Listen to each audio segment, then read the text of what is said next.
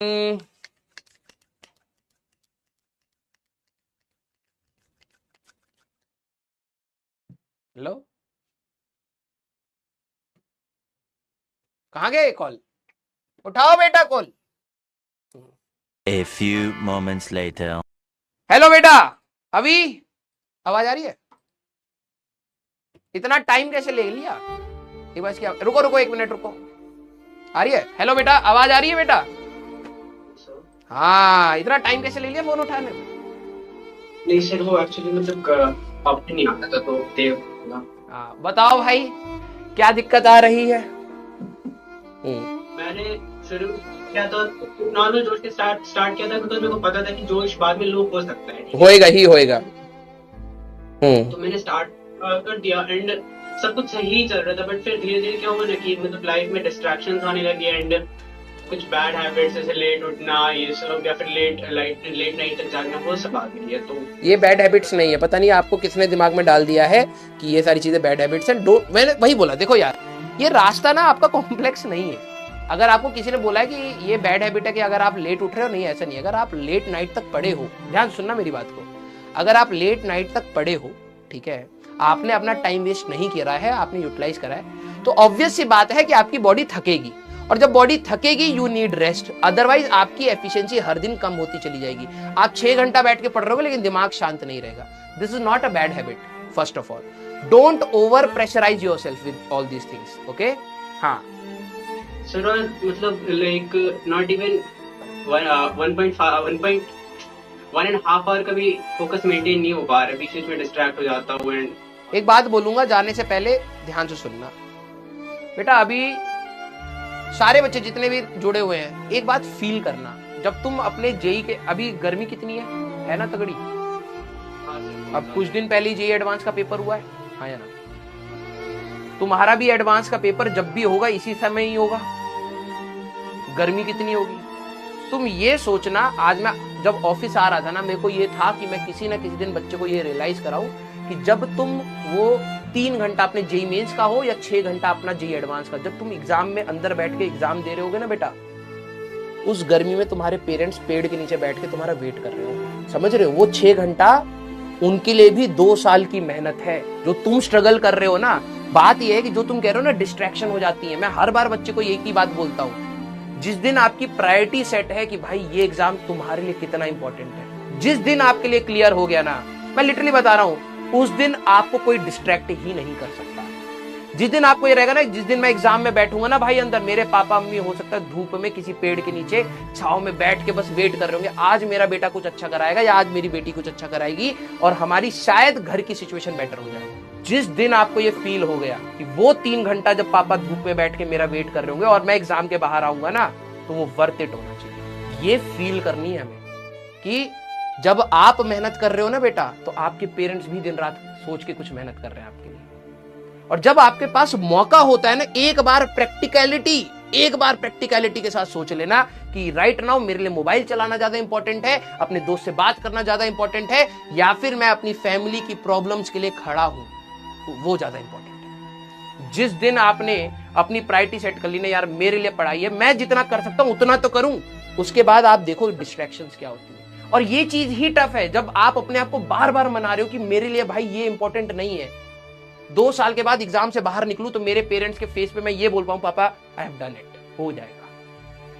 तुम बिलीव नहीं कर सकते बेटा, वो जो खुशी होती है ना जब आप एग्जाम हॉल से निकलते हो और आप एक स्माइल के साथ निकलते हो, तो आपके पेरेंट्स की स्माइल कितनी बड़ी होती, कितना प्राउड फील होता है, आप अभी फील नहीं कर पाओगे। और अगर आपका फेस हल्का सा डल है ना, तो आप बिलीव नहीं कर सकते कि कितने सपने पापा के दिमाग में या आपके मदर के दिमाग में टूटते हैं। क्योंकि हम लोग सभी लोग मिडिल क्लास फैमिली से बिलोंग करते हैं बेटा। हमारे को ऊपर बढ़ने का कोई और जरिया नहीं है, सिर्फ और सिर्फ एजुकेशन।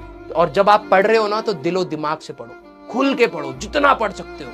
नहीं हो रहा सवाल, डिप्रेस मत हो और पढ़ो, क्योंकि हमारे पास और कोई जरिया ही नहीं आगे बढ़ने का। जब आप कह रहे हो डिस्ट्रैक्शन की बात, तो क्या आपकी फैमिली की सिचुएशन डिस्ट्रैक्शन दूर कर पाएगी?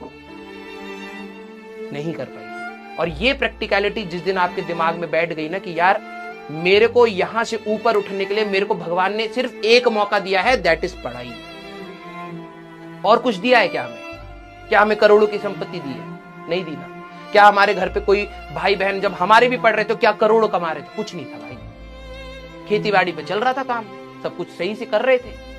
हमारे को तो पापा मम्मी ने पढ़ा दिया, यही हमारे लिए बहुत बड़ी बात है यार। सच बात तो ये, हम 4 भाई बहन है भाई, उस समय 4 भाई बहनों का खर्चा, स्कूल का, कपड़े का, ड्राइंग का, ये वो नहीं हो पाता इतना मैनेज।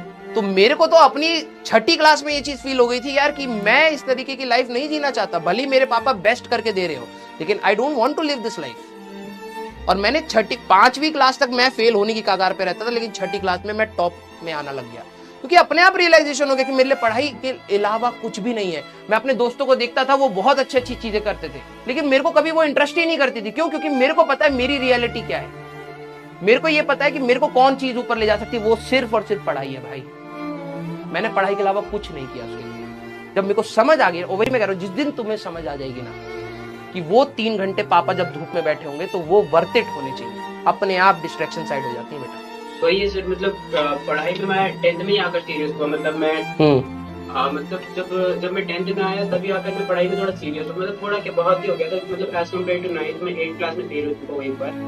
9th में मार्क्स नहीं रहे थे, बट हाँ 10th में आके मैंने बहुत सारी इंप्रूवमेंट की। बट जो 10th की कंसिस्टेंसी मैंने मेंटेन कर रखी थी 11th में आके वो खत्म हो गई, बिकॉज जो बीच में ब्रेक मिला था ना, उससे लाइफ में बहुत सारे डिस्ट्रैक्शन आ गए। तो ये समझ कि 14 लाख बच्चे हैं और ये प्रॉब्लम सभी के साथ है। मैंने तुम्हें क्लास में बताया होगा कि जितना तुम लैडर में ऊपर जाओगे उतनी स्ट्रगल आएंगे। अभी तू क्या है ना, तू थोड़ा सा कंसिस्टेंट होगा तो तेरे को दूसरी प्रॉब्लम आएगी कि सर मेरे से टफ सवाल नहीं हो रहे, तो तू उनको सॉल्व करना स्टार्ट करेगा। फिर एक आएगा सर मेरे से इरोडो नहीं हो रही। प्रॉब्लम सेट हमारी लाइफ से कभी नहीं हटने वाली। कोई अगर तुम्हें ये बोल दे बेटा तू पढ़ लेगा तो तू सक्सेसफुल हो जाएगा, इस सेंस में कि अब कोई प्रॉब्लम नहीं आने वाली, ऐसा कभी नहीं होगा। तेरे पास आज की डेट में कोई प्रॉब्लम है, क्या है कि सर मेरे को डिस्ट्रैक्शन हो रही है, तो एक बार तू अपने लिए क्लियर कर कि हाँ तेरे लिए क्या इंपॉर्टेंट है, वो धीरे धीरे कम कर। तू उस डायरेक्शन में मदद, अपने को हेल्प कर। प्रॉब्लम क्या है, बच्चों को ये प्रॉब्लम हो रही है, लेकिन क्या है ना, वो उसके साथ बैठ के वो सोच रहे कि यार ये खत्म कैसे होगी। खत्म तभी होगी जब एक्शन होगा उस पर, ठीक है। तो 10वीं से तू 11वीं में आए तो कुछ प्रॉब्लम सेट आई, अभी तू आगे जाएगा तो फिर एक और प्रॉब्लम सेट आएगी। हर प्रॉब्लम को हेड ऑन डील करेंगे, उसका सोल्यूशन निकालेंगे और चुपचाप पढ़ाई करेंगे, दैट्स इट। तुम प्रॉब्लम पर मत सोचो, जैसी ही लाइफ में प्रॉब्लम है उसका सोल्यूशन क्या है। भैया मेरे को नहीं रोना प्रॉब्लम पर। मैं 4 दिन ये बोलता रहूं कि मेरी तबियत खराब हो गई, मेरा पीछे छूट गया, कोई करा दे। अरे भाई 4 दिन लगा के कुछ पढ़ ले आगे, समझ रहा है। एग्रेसिव बनो अपने फील्ड में, प्रॉब्लम आए हेड ऑन सोल्यूशन ढूंढो। हेड ऑन क्या होना चाहिए, इमोशन रखो साइड में, मेरे को क्या करना चाहिए वो बताओ, और वो जो सामने आ जाए उसको चुपचाप करो। यही हमारा एक चीज है भाई जो करा जा सकता है। क्लियर?